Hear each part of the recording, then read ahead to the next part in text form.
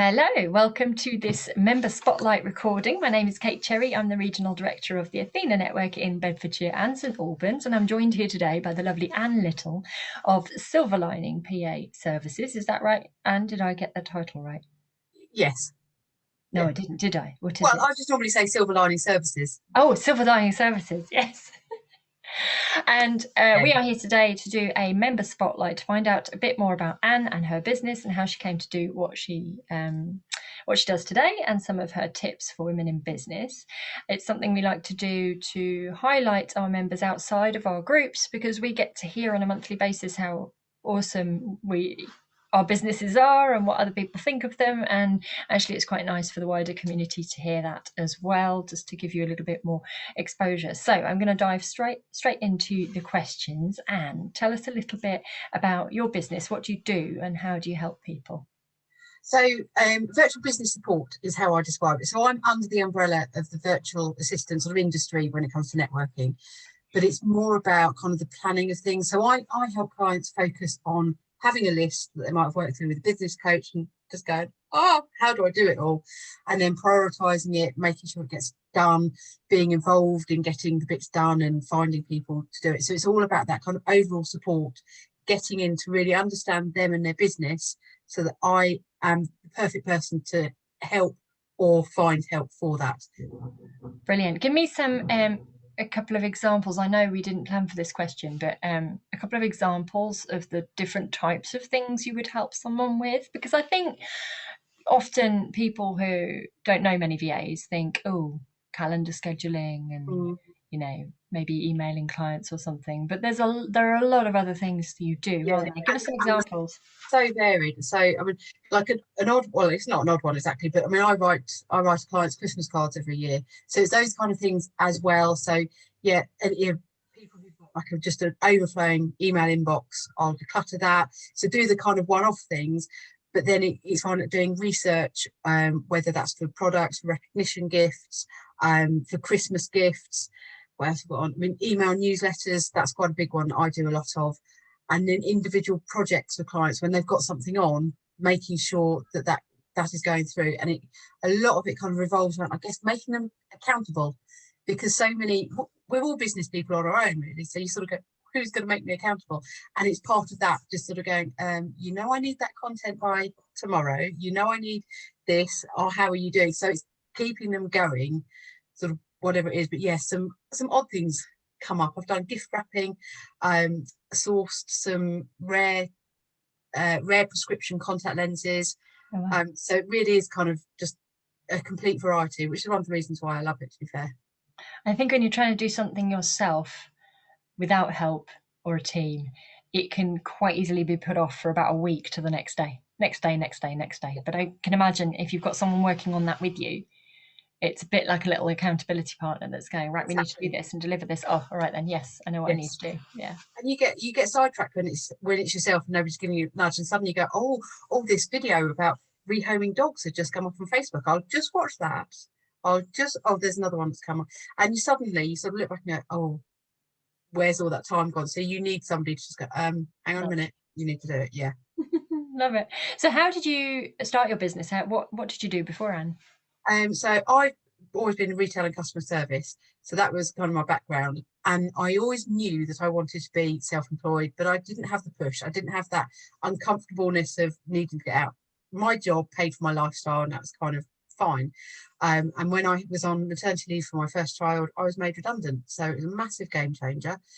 Um, Looked at kind of going back, but actually at that point, I didn't want to go back full time and lose kind of complete just everything and just childcare. And you've got the cost of childcare, but I wanted to work. So it's like, oh, what am I going to do? Well, I've always wanted to be self-employed. So I started looking around to see what it was. And this kept coming up. And when I said to people, oh, what do you think about this? Yes, that's you. So that whole kind of like helping thing, because it is, I mean, okay, it's not customer service as such, but it's still helping people get whatever sorted. And I haven't looked back, and I wouldn't want to go back and now be employed. I totally hear you there, definitely. So you became a member of the Athena Network last year, didn't you? Was it last summer-ish?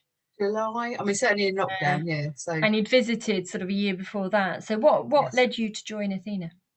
I have networked. I mean, I've networked lots and lots and lots, and it was looking for another avenue of meeting a new load of people. And what I particularly like is the industry lockout for me really works, and it's just that makes a real difference. And it's building up those relationships with the regular. We're here every month. We're going to have one-to-ones. We're going to get to know each other. So it Mm. was like knowing. I knew already the kind of structure and the kind of support that would be there. So it was that there's the business side of things, but actually there's so much more that you get from it as well. The community, so that the pressure's off because you own that category in your group, so you're not in competition with someone month on Yeah, month, which can really drag you down, couldn't it, meant psychologically. But at the same time you gained a community, so that's lovely. yeah, and We not love just having you in the group.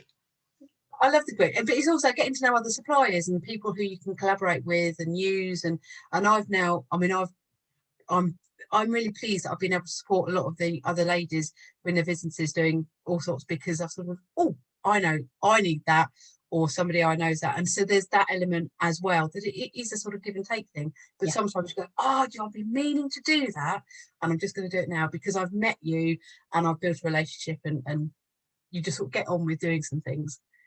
what benefits, so are those some of the benefits that you've found? I was going to ask you how you've benefited so far in this short amount of time. Is that one of the main things that you've gained, the community and being able to basically have a source of procurement, I guess, of suppliers? Yes, yeah, and I mean there have been referrals in business as well, so it's not sort of so it's been all the things I was looking for, even sort of just since July have all Already happened. happened. That's Yeah, awesome. And actually, since July, we had 2 months without meetings, so that's not bad going at all. yeah. No, it's been really good, and I think for me it's kind of like um. I mean, I think networking works, and I think I'm a massive advocate of networking, and it just shows that actually if you put the effort in, and I really feel I do put the effort in, that it's there, and you just kind of have to. Yeah. You can't just rock up to the meetings. You've got to then do the follow up, do the legwork afterwards. But it really pays off if you do that. Not just the tick box exercise. I love that. Thank you for that nugget. What tips do you have for any other women looking to start their business?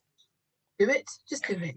Love We, it. I mean, that's the first thing when I sort of looked through. I thought, oh, you're going to ask that. That's the first thing that came to mind is to just do it. And isn't that like the hardest thing to do? But it's so rewarding and it's challenging, but it is rewarding. But I think it's sort of like maybe more helpful, but getting being surrounded by people who are strong, who are positive. And there's a quote, and I keep forgetting it, but it's something along the lines of you are the sum of the five closest or the five people you spend the most time with. So if you spend it with positive entrepreneurs, you are going to be a positive entrepreneur. So You're it's raising your game as a result. yeah, Yeah. yeah. So it's being part of that. You can't do this on your own. And it is however you get that support, it's having those people around you who will bolster you up, who will help you get through, who will help you actually do it. So there are so many people now. If I'm starting a business now, I know that I know where I'd get sort of graphic design done, website done, this, that, and the other. And you use the people around you mentally so that actually builds you up, but also to help you get going as well. It's you don't have to do this on your own, but do ask for help. And Yeah, I love people love being able to sort of like support other small businesses and seeing them get going. I agree with you, especially in our kind of environment. It's like having a bunch of board of marketing directors or board of directors and also cheerleaders at the same time, isn't it? And it allows you that vulnerability, I think, to sandbox some stuff, play around with some stuff, and show that actually you need help with something, which is really important, isn't it? I think some people try to be too strong and too this is what I do, when Mm. actually we just want to see the vulnerability and get to know you. And it's okay to ask for help. It's okay to say, I'm learning. Can I learn from your experience already? What's wrong with that? Or nothing, but have those conversations and ask. Yeah, do what you do well and ask for help with other stuff. Yes. Yeah, Yeah. love it. So what's next for you and your business, Anne? So my second birthday for this business was on the 1st of February. So hang on. So as part of that, on the 1st of February, it was supposed to be a new website, everything launched, but because of COVID, it's all gone a little bit awry. However, there is still a new website coming, a new branding. So my new logo's out there. And so what I've been working on is kind of really honing my services and what I want to promote, what I love doing and what makes the biggest difference to my clients. So that's kind of all now kind of out there, just waiting for the website to say Bring it to life. yeah, exactly. And it's just it's taken a bit longer. I booked in had some photos done. That was all so that was all delayed. So it's just that kind of but it's for me kind of a refocus of really saying what do I love doing, how do I love helping my clients, and that is what my services now reflect and the packages now reflect. Brilliant. That's such a good idea. I love that. Can't wait to see the website when it comes and the photos. So what if you had to give us a call to action, any area you would like some support or some help, or what are good connections for you, what would you like to say to whoever's watching? So good connections for me are coaches, business coaches, the kind of people who help somebody and then they go off on their own and go, oh, but I'm not ready to be on my own. And it's that halfway house. So that's a really good connection for me.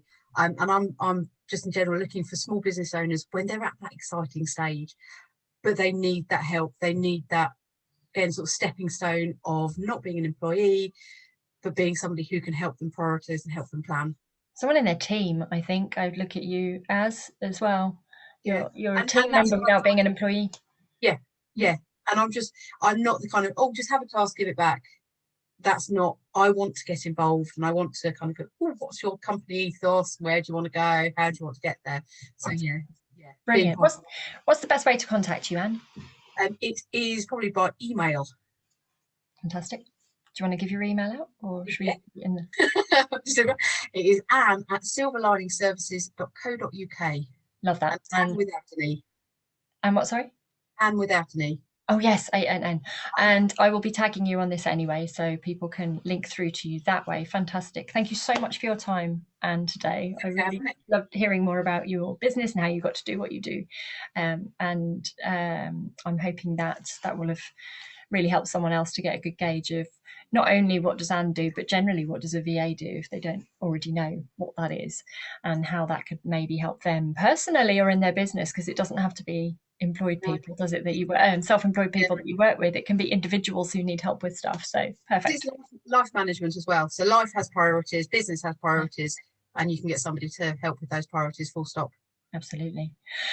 Thank you so much, and thank you everybody for watching. If you would like to know any more about our meetings, Anne is in the Woburn-Salford group, which actually meets, is that this week, Anne? It is this week on Thursday. So the third Thursday of the month. And if you would like to come along, then let me know. And I run overall 6 groups across the 2 regions. So we'd love to meet you. Take care. And I'm going to stop recording. Take care. And thank you so much for your time.